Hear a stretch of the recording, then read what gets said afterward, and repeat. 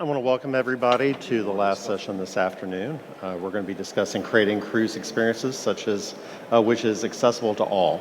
I'm George Scammell. I'm sitting in for Danella. She sends her regrets that she's not able to make it today, so I'll be moderating in her place. Next to me, I have Andrew, who's representing design. I have Christina, who's representing architecture, and I have Damien, that's representing the contractor.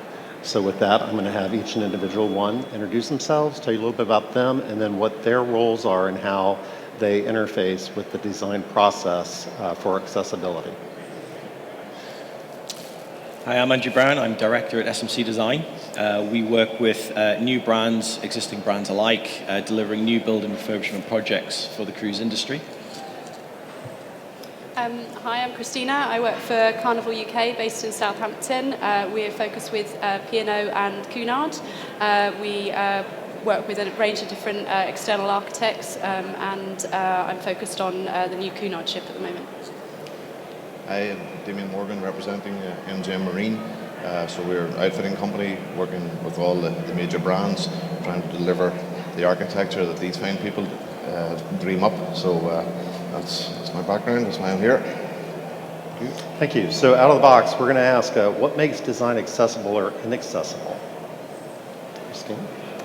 I think to start off looking at that issue, we need to broaden our perspective on the range of disabilities. I think the regulations that we deal with and what we're used to when we're talking about accessibility centres heavily around wheelchair access, which we do really well. But I think if we're going to talk about true accessibility, we need to broaden that and think about a much broader spectrum of disabilities, such as hearing impairment, partially sighted guests, or maybe even some cruise brands are looking at even a bigger picture, looking at guests with autism or other conditions as well. I think one thing that you've picked up in the past is about dementia being something that hasn't been fully considered as well. From a design point of view, we look at how we can integrate all of these facilities within an overall design that it's not going to have an impact on the overall guest experience. We want to create something which is seamless, but still providing the facilities to have that inclusivity for all guests and all guest types. The one thing which I've always been quite proud of is in the UK we have our DDA Part 3, which does have quite a broad spectrum of disabilities. It covers everything from ambulant disabled, like you were suggesting, and perhaps that's one way that within the cruise industry we could be expanding upon that. Primarily when we're working on projects, we're working to a set of rules by PVAG, which is Passenger Vessel Accessibility Guidelines, or PVAAC, which is Passenger Vessel Access Advisory Committee. But the main thing we've got with those terms is one's a guideline and the other one's an advisory committee. And I think for us to be able to progress, we need to have something which is perhaps more enforceable. When we look at USPH and US Coast Guard requirements, they're strictly enforceable. But within accessibility, it's a very loose and broad term that is used. We've got guidelines and committees, but there needs to be something which is perhaps more enforceable to allow for various clients to be able to build projects that is inclusive for all. I suppose it's something on our side when we get a specification through, and it can be loose sometimes, and it has to conform with current ADA regulations. And for us as a contractor to go and try and find that definite piece of legislation that tells you what you have to allow for, what you have to design, and also then does it limit you with your selection of materials or selection of vendors or how something's produced. So that's something on the contractor side that we would like to see. There's more certainty about what you're being asked to provide, and not so much the interpretation of what you think it is. Well, when we talk about the different bodies that are there to support designers and owners alike, the one thing I do like is within PVAG, a lot of the brands contributed towards what the requirement should be. And I thought that was a great investment from the brands to contribute towards those guidelines. Same with the PVAC, but they went one step further and have actually engaged with disabled passengers. And again, to what extent of disability, I don't really have that insight, but I just thought that was very proactive. And it's definitely a step in the right direction, but perhaps it doesn't go far enough. And on the architectural side, if a client is coming to you, how do you guide them as to what the regulations or what standard they should be looking at or should be working to? Do you make the call, or where does that? It all comes down to what their appetite is. We're fortunate that we work for a variety of brands, for a variety of markets, for a variety of demographics. And it all comes down to the willingness of the owner to invest. Some owners will invest because they have brand responsibilities, they have ethical responsibilities, but they also have commercial responsibilities. We've spoken about perhaps some mainly provide some provision, not the maximum, but a passable provision, mainly to avoid issues of litigation later on. And it's interesting to see the different ideals from the brands and their different attitudes towards accessibility.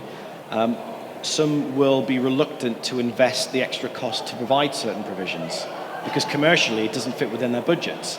And they don't have challenges from guests or from the media to say they're not doing enough.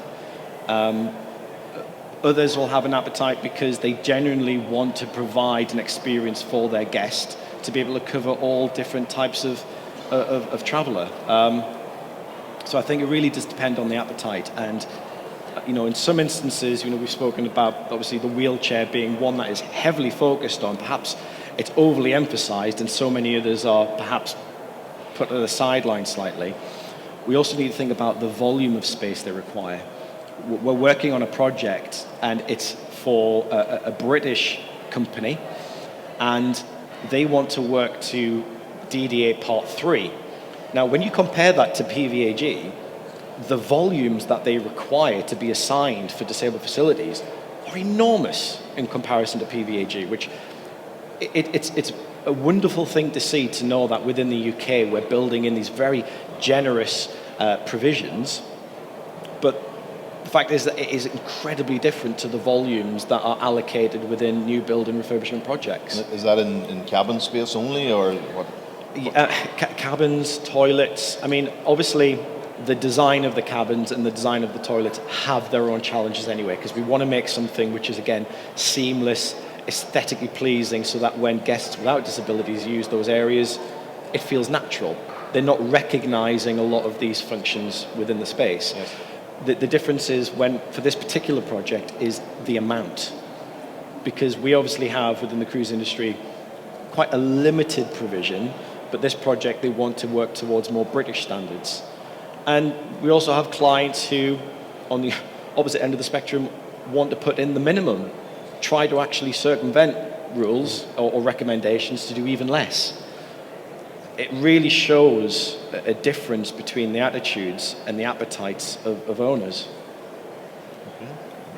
And the demographics, do you see any difference in the attitude of the clientele that the different cruise lines have? I mean, yes. We work for one brand which is primarily targeting young families, and they have a responsibility for their brand to provide certain provisions. And again, for perhaps some brands where there's a older demographic, they also allow for some. There was one project which, again, it got us, as designers, it got us thinking. It was a retirement project. And the guy who owned this retirement project had a series in America of retirement properties. And in one of his properties, he sold villas. And he designed the villas for dementia, people with dementia, and they were round. And he explained why he designed it that way. And it was because a lot of his residents would get lost. And when they have their villa and it was round, they would always be able to come back to a place that they recognized. And although that would be an incredibly, challenging strategic exercise in planning to try and build something like that in, if an owner required it or had an appetite, perhaps for a retirement project, it was just the thoughts that went into the design process to try and build in these assets within the layout that would support that particular disability. And it makes you think, what else are we not considering within the cruise market to support we talk, people with, poor eyesight or, ADHD. What can we be doing to encourage this kind of experience which promotes a more accessible vacation? So as designers and wanting to integrate the access of integrating the accessibility into the design, at what point of the process are you involved?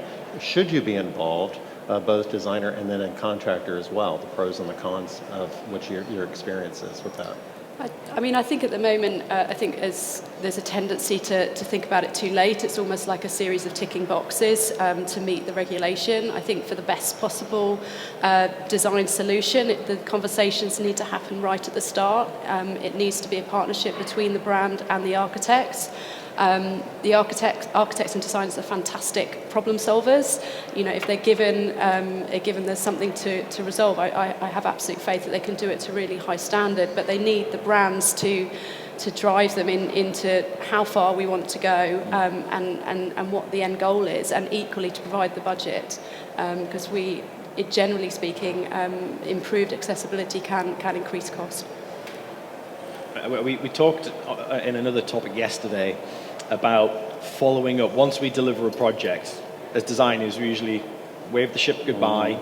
We may never see it ever again. But I found there's been a real benefit in revisiting ships a year into operation, 2 years into operation. One part is to see, how the spaces are living up to, the robust use of the type of area, but also to actually have the conversations with the operator, the individual operators within each space, to say, how are these areas functioning? ADA cabins, or whether it's going to be a spa facility where we have to provide certain provisions. How is that functioning for you and for some of your guests? Those conversations really help us, because we're then able to then work on the next series of vessels for that operator to provide perhaps more insightful solutions within certain areas, because we've had the feedback. I think one thing as designers we could perhaps be doing more of is engaging more with the guests themselves as well, because we hear a lot of inputs third hand, and it would be great to have that one-to-one time. I think one of the best experiences we had was when we were doing the Saga project. We actually went on board for a cruise with all of the Saga guests, and we split all of the designers up who went on the cruise to be on pairs on different tables, just mixing with the guests. But obviously, they were a lot older guests, and they were wondering why we got all of these designers on board. And the amount of feedback they were giving us of things that they like, they don't like, the things where they feel like they need to be having more support. We'd learned a tremendous amount from that trip, and I think this is an opportunity again for us to be able to have that same kind of access to various guests with various needs, to talk about, where do you feel let down? What can we be doing better? And then as designers, we have to find the creative and aesthetically pleasing solutions that are cost effective for the owner within the budgets that they assign. They appeal to the creative side of the owner, so we can make sure that we've got a design which is tied into the brand and the guest experience. But like I said before, it doesn't detract from the overall vacation experience. I suppose on the contractor side, when you look at it, the guidelines are interpreted by the architect, and they come up with that. Then the brand have their view on it, and if they want to make some changes or see what they see as acceptable, then that comes down to the contractor, and we sort of have to look and see, okay, well, how can we make this work? Yeah. What's available, and what are the restraints? Obviously, the budget could kick in as well, and sometimes what's been planned up here or thought about up here just doesn't actually come into fruition, and it's I suppose it's back to how that's governed. At the moment, it doesn't really fall under any of the categories, and it's trying to understand, okay, where the levels are and where the lines of throughness are in the design. So I think that's a perfect segue into what is the role of the brand, and then how much influence, and what is their influence, and what are they looking for in terms of incorporating this into their products, and how that is again interpreted, how it's implemented. What is your experience with that? I think primarily, a lot of the brands, their primary focus has obviously been commercial side of things, the guest experience. again, it really does come down to the balance of their appetite between commercial responsibility, ethical responsibility. But I think the way that designers can perhaps encourage the owner is to provide solutions which, again, appeal to their aesthetic requirements. That there are brands that are now suppliers and vendors that are now promoting products which are vastly better than perhaps products that we had available 5-10 years ago. There's a particular company who's based in the UK who's providing products for disabled wet cells, and before they were the proprietary stainless steel and quite uniform in their arrangement, but they're trying to actually take this on as a product design exercise to see how they can improve the design of these elements, and we encourage that. We would like to see more of that as designers, because we find sometimes we're quite limited in the different assets we have available to us to specify. So I think the more tools we have as designers, the more likely we're able to appeal to the owners and the brands to encourage them to incorporate more of these features. Very good. I suppose looking at it then again, it's for you guys to engage the specialists, and you've talked about, Christina, about some of the disabilities that aren't being dealt with, but it's engaging with those people that are already in that field and coming up with solutions and that, and then seeing how that can be incorporated into the marine market, and then we go back to the suppliers and say, okay, how can you make this? How can you make it usable? How can you make it at a price line that suits everyone, and it can be a usable product? So yeah, I think the brands need to define that as well. They need to set that course. Yeah, I mean, when we look at the beginning of any project, it's quite different between a new build and a refurbishment. With a new build, we'll get the contract specification from the shipyard. Our job is to scrutinise that, make sure we're capturing everything that the operator and the brand requires within the overall build. But we'll also see the outline provisions for accessibility. And again, the shipyards are always working towards a certain standard. They're not being excessive because, again, for the shipyard, they want to make sure they can keep their price for the overall project down to as low as possible to appeal to the owner to build with them.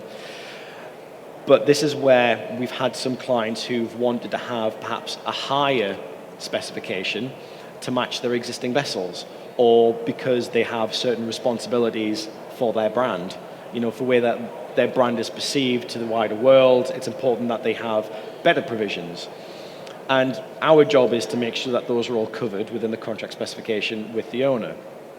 We found a lot of our refurbishment projects where they just want like for like, what was on the existing vessel. Some will not want to perhaps upgrade their facilities because they don't see a real need to, but perhaps they're not engaging with their guests on that level to say, how can we do better? But we have had some who have been willing to invest to upgrade their facilities and provide better facilities on board. So again, it comes back down to the appetite, and I can understand the commercial side from an owner's point of view. They've got responsibilities, they've got budgets, and they have to prioritize where do they want to invest the money for their fixed amount that they want to spend on a project. So I can appreciate that. I think part of my job would be to try and find solutions within the budget and to try and do a better job at implementing these designs and details to support the owner, because I think designers can do a lot to encourage owners to do more. So are you suggesting that things change based off the demographic of that guest, or is there consistencies across all the brands? Does it become brand specific? Because it seems like, wheelchair is a wheelchair in terms of how we're going to deal with that. Yeah. And it seems like there are the basics, and then we've talked about now there's upgrades to those basics. Yeah. But with the basic expectations and compliance requirements, Yeah. especially as we're saying there's a lot of new build going on, but there's a tremendous amount of fleet that's existing as well, Yeah. with mandated ADA remediations that are going on now, as well as we're all moving to these compliance dates. Yeah. I mean, again, it comes down to the appetite. We see an enormous range in clients about how much they're willing to provide accessibility within their vessels. because they're compromising on cost or they're compromising on space. You know, a recent example, we had a stage area, and it was very important that the guest was able to access that stage with a wheelchair. And I know we're talking about wheelchairs again. And that took up a lot of space to be able to provide that room there. And the thing, obviously, with a lot of our vessels is every square meter is precious, because we've got, you know, it's not like, you know, where we have a hotel where we can build another wing. I mean, of course, we can add another fire zone, but every square meter is precious. Space is precious. And we do try to encourage brands to have a sense of space, because with that sense of space, you get a sense of generosity. And with generosity, you get a sense of luxury. That tends to fall hand in hand with a lot of our requirements, because within the PVAG guidelines, they say how much space we need to have for access. And, you know, they do touch upon guests with poor sight, poor visibility, you know, whether they're partially blind, fully blind, how we can design around that. And some owners will invest lightly in that, others will invest fully in that. And I think perhaps if there was more enforceable regulation with a real and a recognized regulatory body, we would have that opportunity to get everybody to at least work to the same standard. At the moment, they're working to guidelines, recommendations, and committees, but I think the moment you get an enforceable body taking charge, you will find that everybody's going to start to work to a more similar standard. That standard should be higher than what it is currently for PVAG, and we're going to see a lot more facilities brought in on new build projects. I think the regulations certainly do need improvement. They're not clear enough, but I'd also, on a personal level, just love us all to think bigger. I think we've been talking about sort of problem solution. We get the feedback from the guests, we resolve it, we make it better, and absolutely that's the right thing to do. But what about the guests that are too afraid to even come on our ships? You know, the guests who aren't being catered for and who aren't being heard. You know, how do we accommodate them? Because I think actually the wheelchair access, which we're already doing, is probably the most costly aspect of this change to the design. The other aspects, addressing partially sighted needs, addressing dementia needs, addressing hard of hearing needs through design isn't so expensive. You know, there's minor changes we could make, and it's just about getting everyone on board and excited about this prospect, that it's a really opportunity to reach more guests and expand our demographic and improve all our guests' experience, rather than ticking boxes. What are some examples of the implementation of those types of enhancements for those other accessible needs that you're suggesting? Yeah, so I mean, one of the things we were talking about is we have a certain percentage of our cabins which are ADA accessible, which is absolutely fantastic. But there are other things. We could have a cabin that deals to dementia needs, which would be very cost effective to do. We just need to tone down our artwork, adjust our signage, adjust the colour contrast in some of our materials, just soften it a little bit, which wouldn't cost anything, and then you could cater to another individual. And don't just forget, people with disabilities, they have families too. They want to go on holiday together to create those special memories. So you're not just impacting one individual, you're impacting that individual's whole family if you can make that experience better. So as the fitter, you're doing this, and you're doing that often, and you're working with a variety of brands and different products, and what are the influences that you can bring to the table? And again, at what point would you be involved in, other than just receiving scope, schedule, budget, and implementation? I suppose it's different with different brands where the engagement starts. So sometimes it can be right at the start with the architects and going through the development and maybe looking at what products are available and what the feedback is, and to see what suppliers they could be talking to. Is there anyone that is focusing in on whatever the particular specification that they're looking to bring? But I think we are talking a lot about new build, but refurbishment is a big thing that we have to look about. Previously we've seen silly things happen, where the brand has been involved and they've got their ADA accessible design for a cabin, and they're plonking that on some of their old tonnage. So they've got the nice wheelchair access, the wet unit set up, they've got the automatic door and all, but you could look at the corridor doorways. are less than 900. So, okay, the cabin suits the wheelchair, but you can't actually get the wheelchair into the cabin because there's restrictions in the alleyway. There's maybe ramps that aren't dealt with.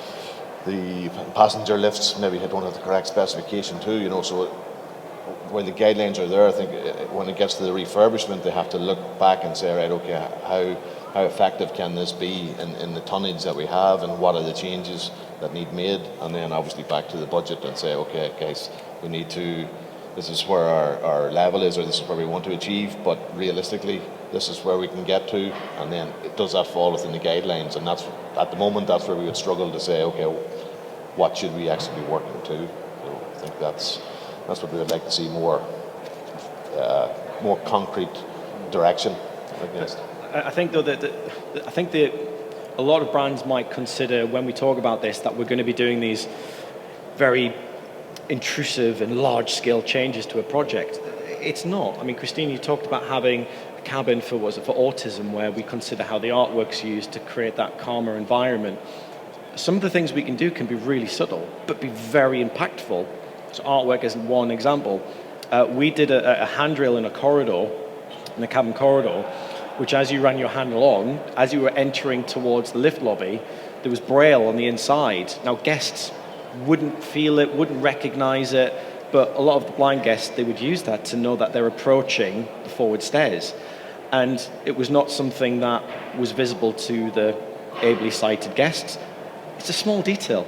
And I think that's where we can do a lot with these small details to provide a lot more opportunities for our disabled guests. So it doesn't have to be big, expensive things that we do, but it would be good that there was perhaps more opportunities for designers to be told, look, these are the kind of standards we want you to be working on above what you've already been given.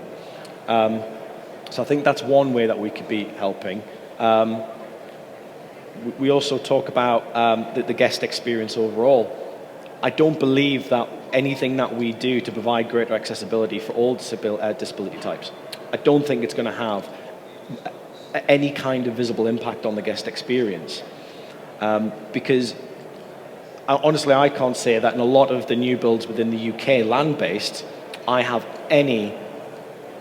don't see any impact from the DDA Part 3 in my overall experience of these hotels or resorts.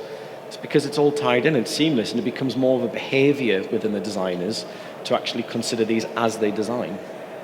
I suppose you talked about before the consistency of design and the subtlety of it. You don't want the person with the disability, you don't want them to feel singled out. You know that it's obvious that they have something. You want them to feel comfortable in that environment, and to look the same as the rest of the ship, while it may have these subtle changes that only they, back to the braille on the handrail, that maybe only they can pick up on, and it becomes a better environment for them. So yeah. But I think the whole point of design is that you really aren't able to see the difference, and that we're letting our accessible guest have the same guest experience as a the proper terminology, but for guests that doesn't require the assistance. Let's say that. And sometimes you have larger footprints. You've got showers instead of tubs. You may have other equipment. So in terms of the design or the approach, what do you need to do in terms of making that feel equal so that that guest is indeed becoming the priority as well as any other guest, and not feeling like a secondary citizen in that respect? I think you need to tie it into your natural process when you design. It needs to be an organic part of the way we work. It shouldn't become an exercise where we're constantly having to reference books. It should become just more normalized within our normal design process. And I also think, not just because of brand responsibilities, I also think because of brand perception, it's important that they start to build this into their process as well. We had a terrible incident where we recently had a huge climate meeting in Glasgow recently. We had representatives and presidents, prime ministers from all over the world attend, and the UK got terrible coverage. I know I talk about how proud I am of DDA in the UK, but they went to this big exhibition centre, and there was an MP from Israel who couldn't attend because it didn't have wheelchair access. That was appalling. It was shameful for the UK at least, and the press really got on top of that as well. So in terms of brand perception, I think it's also important that they perhaps pay more attention to this kind of thing, because we are moving forward as a society where we are being more considerate for the environment, considerate for people's gender preferences, considerate for people with disability, and it's really coming to the forefront of the media now. And I think if the designers and the brands take all of this on board and it becomes part of their organic process, we will eventually come out at the other end with projects that are naturally accessible, because we're just changing the way that we think about things. Yeah, I mean, I think what's interesting about the cruise industry that we also need to remember is we're also providing holidays. Mm-hmm. This is supposed to be a positive experience, so it might not be enough just to provide accessibility. We want those guests, our disabled guests, to enjoy it just as much as our able-bodied guests. We don't want it to be a lesser experience. So I think in that sense, we do need to go further than the regulations where it might just be enough to get in the venue. We want them to have a great time when they get there, and how can we elevate that experience for those guests? Sorry. Yeah, so are you finding that are brands or owners coming with a design guideline that implement or cover these basics, or maybe lessons learned that they may have in terms of what their expectations may be as a place to start? I mean, I think it's a real mixture. I think obviously we're governed by different regulations, which vary depending on the brand, vary on depending on where the ship's gonna port. But I don't think there's a definitive guideline, and I think brands need to think about this a lot more. So about getting back to how open to interpretation. Yeah, I'm going to mention one project in particular. We're working on the new Vicar Polar project, and the director, Alan Stewart, is actually on board doing the delivery now. Delivery is 23rd of December. So it's a great time. Awesome. And we've got a team out there now. And really, Alan should be talking proudly about things that he's integrated within that particular project. But the one thing which I thought was great about the brand was they have invested heavily in certain features. One of them was, we've got a Zodiac, and perhaps the demographics of Viking are slightly older. And the owner said, I want the guests not to be concerned about how they're going to be getting into the Zodiac in bad weather. What can we be doing to give them the most easiest natural access possible? So you actually load up in the Zodiac inside the vessel, and the Zodiac's mounted on a conveyor belt. So you're not out on the water, choppy water. You've got handrails that allows you to get comfortably into the Zodiac, and there's a conveyor belt that then comes out of the stern, and it's the most gentle and relaxing experience ever. I mean, we've got a video of it on our stand. Exactly, but it's a gentle, seamless experience, and the guest is having something where we're taking away any concern. Am I going to be able to do that Zodiac trip? And I don't know if I'm going to be able to get in the Zodiac. We've taken that problem away. I say we, Alan and the team have taken that problem away. But even when there are guests who still can't get inside that Zodiac, maybe they really can't be getting up the steps to be able to climb in, we've actually created a semi-hidden bar. It's a lounge area, and it's forward of the vessel, very low to the waterline, in a part of the ship where typically we never have public spaces. And it means that when we do pull up to the icebergs, the ice caps, people who wouldn't be able to go onto the Zodiac can actually get low to the water, have a very comfortable lounge experience, and feel part of the experience that the rest of the guests are enjoying. What I admired about the client in that respect was the investment they put in towards that. And the reason they did that is because they genuinely care about their client. They really wanted to give the experience to their client in as easy a way as possible. And if not, how can we go further to support those who can't engage with that experience? I thought it was brilliant. Well, it sounds like that with the integration up front and into design, we can actually create areas that not only being accessible, but actually beneficial to all guests, and then actually enhancing the guest experience and making it comfortable for everyone. So again, we're starting to blur those lines, those differentiations, and coming together and having that very smooth and seamless guest experience. I think that it's also another opportunity where, from having this sense of inclusivity by providing that extra lounge area close to the waterline with, the amazing glazing all around, for the able-bodied guests, they also got to benefit from this fantastic destination within the vessel. So there were dual benefits of providing this within the overall design. Very good. So in closing, do you have any other remarks you'd like to share? No, I think it's positive that we're discussing it, and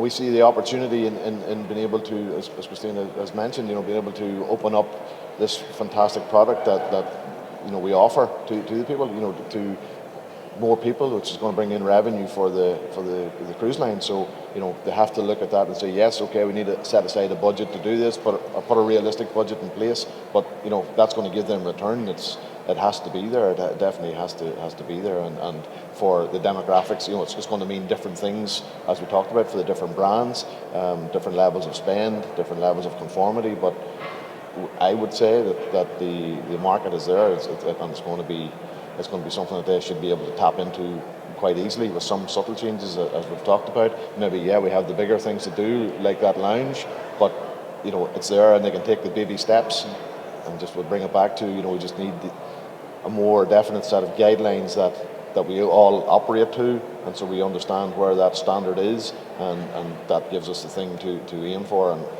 as I said, that should be above the minimum.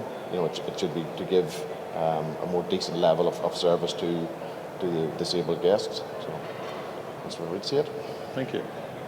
Christina? I think the cruise industry is something truly unique for guests with disabilities. I think for many individuals, it is possibly the only way they could travel overseas. So I think already we've got a great privilege in providing that product.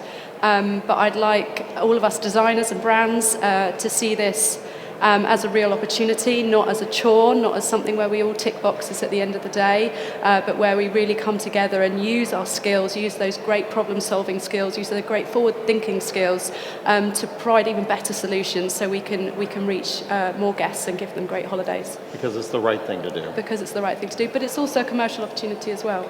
Yes. It is. But you also talked about, when you see the passengers actually enjoying their vacation, how that appeals to you. And yeah, certainly. I mean, walking around our ships, we often see guests with disabilities on our ships, as I said, because we do have good accessibility. And for me, that really does lift my heart. That makes me smile, because I know that potentially that guest wouldn't have been able to go on holiday in another way. And that's fantastic. But that doesn't mean we shouldn't do more. There's always more we can do and improve on. That is fantastic. So thank you. Right at this point, we're going to open up the floor to questions. If anybody has anything they'd like to ask or comment or share. Yes, sir. Give me just a moment. We're going to bring a mic. Thank you. I'll ask a question, because I met this gentleman briefly in passing yesterday. A lot of what you've been saying has been music to my ears, because the company I'm involved with, we are basically specialists in design for dementia. And the elderly, we came here on an exploratory basis to understand the cruise market.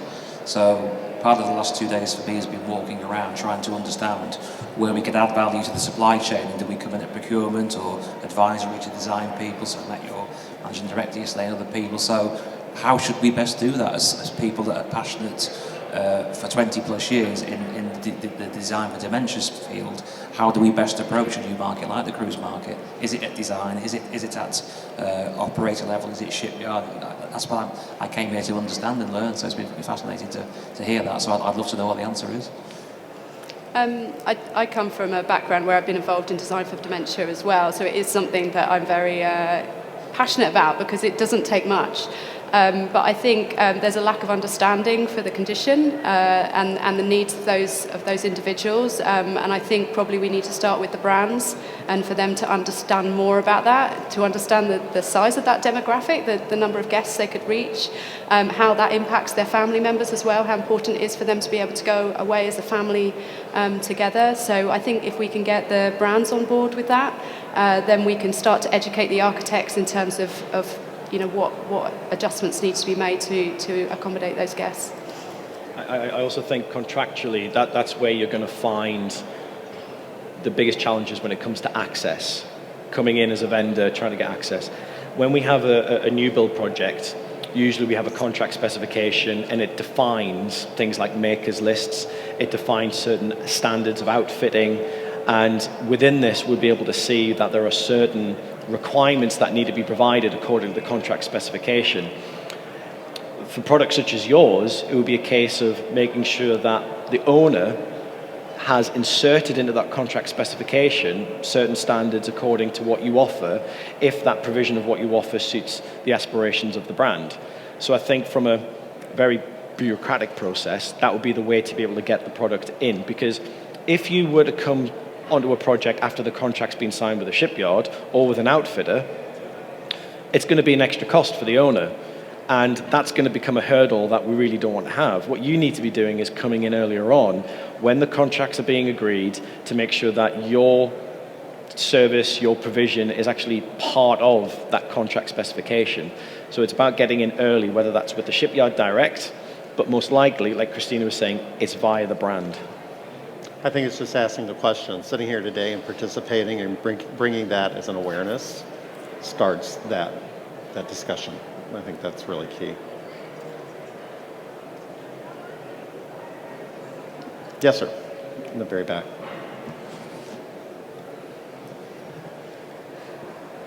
Hello there, I'm Ed Warner. I'm founder of MotionSpot, an accessible design business based in the UK. And thank you for sharing thoughts today. It's an observation as much as anything, really. We do an awful lot of work in the hospitality industry, both in the UK and internationally, to ensure hotels are more accessible and inclusive for everyone. And what strikes me is there's a real need for the brands to come together and set a sort of accessible and inclusive design standard here, that each of the brands can say, this is what we sign up to as an organisation, and this is the level of access and inclusivity we'd like to plan on our ships. And it is very possible to do that across continents, because ADA is very different to ADM in the UK and other regulations in Eastern markets. But it is very possible to take the best principles and practices from those markets, and the brands to have inclusive design guides they produce that then can go to great designers like SMC to be able to interpret and then build the products like the gentleman was talking about at the front. So for me, it's sort of inclusive design standards from the brands that I'd love to see. But I think one point with that, though, you talk about a standard everybody works to. We've talked about enforceability. I see that there is various paths towards having something which is enforceable. And when I use the word enforceable, I don't want it to feel prohibitive, because a lot of what we do when we work to the various regulations, because we work to so many regulations within this industry, so many, it isn't prohibitive in the design process. You just have to work harder. You have to work around to find those solutions. I would first of all suggest that we actually have a body that enforces standards. I would suggest PVAC would do that, because they engage with the brands. The brands contribute towards PVAC. They also engage with disabled guests, and they also engage with the Department of Transport in the US. And we all know that when we've got projects that are within the US, we have to obviously have USPH, US Coast Guard, but if we've got the Department of Transport involved, again, that's another enforceable body. So that's where I would encourage the regulation to come from. And again, picking and choosing from all the best bits, but that's why the brands have been contributing towards this already, but I think it could go further. I think one of the challenges we may have with new products coming in is we work often to reference ships. And the reference standard for a lot of the specifications on board is not of the highest quality. I've talked about them using a lot of proprietary stainless steel. The moment we want to go to something with a nicer finish and has a higher price point, that's where we're going to find additional costs from the shipyard. So we need to be working on investing in these improved specifications throughout projects. But again, you need to have the owner on board for that. We can, of course, move money around. We can take money from a detail down there and move it up there, but the client has to have the appetite to actually want to reduce perhaps the specification of their flooring to put it into sanitary ware or whatever it might be. But I do think there are opportunities to bring in that enforceability, but it really needs leadership, and it needs somebody with authority to come in and say, right, this is what we need to do. Another benefit of that is, again, I've been talking about clients, and I've got some clients who want to do the very minimum. I'm also trying to explain to them, look, if you go on to sell your vessel in the future, and you've got USPH, you are US Coast Guard compliant, you do have whatever the regulatory body is for accessibility that becomes defined. You have all of these things. Your ship's going to be worth more. So we're also trying to appeal to their commercial sensibilities by saying, we want to build you a ship that is the most valuable it can be. It's easy to ignore a lot of these details, but you're reducing the resale value of your vessel. So again, this is where we're trying to encourage clients from a commercial side to appeal to their commercial side that it's actually in your interest for resale that you accommodate these things. I suppose that as a supplier, you could really be looking at, you know, the power that you can bring and going to the brand, approaching the brands that you think, you know, align with the demographic that you're designing your products for, and go to them and say, look, this is what we can do, and show them the cost-benefit analysis on that, and you know, you have to push it from your side. What Andrew's talking about may happen, and it will gain traction. You know, and by having this conversation, hopefully it'll gain more traction. But I suppose there's a little bit of onus, you know, as a supplier to be able to go and push from your side as well to say, look, guys, there is a benefit somewhere down the line in introducing these products. What is the return of investment for the owner? Yeah. I'm going to need to conclude with that. I want to thank everybody for coming today. We do invite you to go down to the video booth. It's right next door. If you've got questions or thoughts or comments or things you'd like to share, please do that there. We would really appreciate that. And then also what we'd like to do is we're going to need to clear the space quickly as we're going to set up, and we would like to invite you back at 3 o'clock for our awards programs today. So these are the first cruise line interior design awards. So we're very excited about that. So do please come back. Thank you.